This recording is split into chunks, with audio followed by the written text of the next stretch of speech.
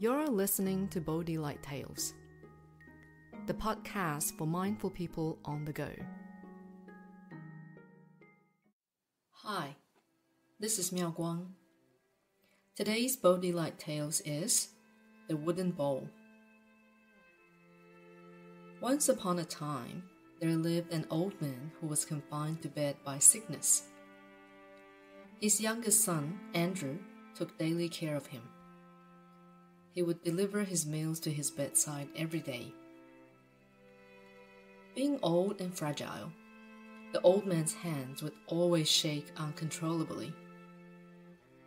At mealtimes, his bowl would often slip from his hands. Thus, breaking the bowl had become the daily ritual of mealtimes.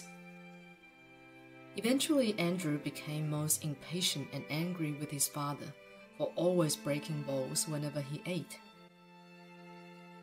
Every time he would complain to his father, "You always break your bowl. Can you please be more careful? I don't make money for you to break bowls."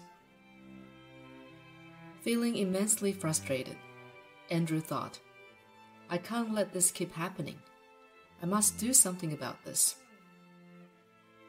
Being a carpenter, Andrew was very good at woodwork, and so he came up with the idea of making a wooden bowl for his father. With this wooden bowl, it will never break even if father drops it. No doubt, it will save me time and money, Andrew said proudly to himself. From then on, he began to serve his father's meal using only the wooden bowl. At first, everything seemed to work out so well. One day, Andrew found his son playing in the garden. His son's attention was very focused on a wooden block as he was chipping away, trying his very best to carve out the wood.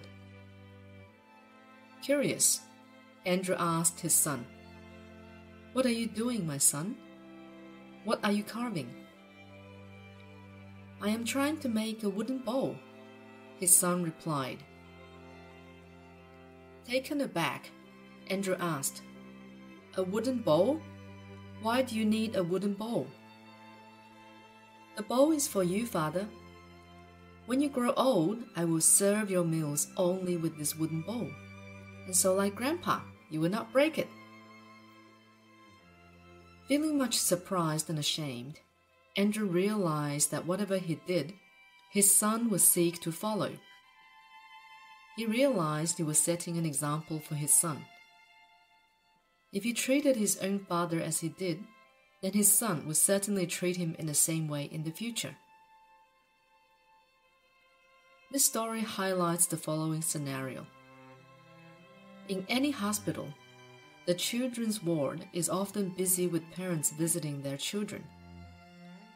This is in contrast to the ward for the elderly, where it is much quieter with very few visitors. The children of elderly people do not visit them as much or bring them food when they do visit. However, when their children do come, they would surely bring a voice recorder.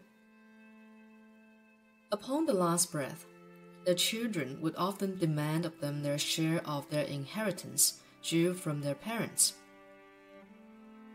Sadly, the voice recorder is only used as proof of such inheritance. In today's society, the following question has become a growing concern. Why have we become so cold? There is a poem that describes this distress. I can still recall the time when I raised my son, and now my own son is raising my grandson. I can accept it if my own son lets me suffer in hunger. However, I do not wish for my grandson to treat my son that way. This poem expresses the unconditional love that parents have towards their own children. Parents are ready to work tirelessly for their children and are willing to take on any burden and suffering so that their children are in comfort and at ease. It is a great wish for every child to always remember that it is a blessing to have their parents around. Take the time to record all the good times as a family we had as children. What were the lessons our parents taught us?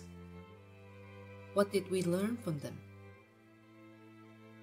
As children, we should acknowledge that our parents did whatever they could with whatever they had. We can express our endless gratitude to our parents by talking with them, spending time with them, and letting them know that you care and love them as much as they cared and loved you. As Venerable Master Hsing Yun says, anger and hatred are the roots of trouble.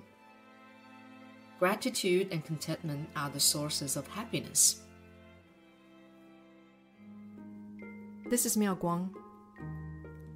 Thank you for listening to Bodhi Light Tales. Subscribe to us and have stories delivered to you every week. May your day be filled with happiness and wisdom.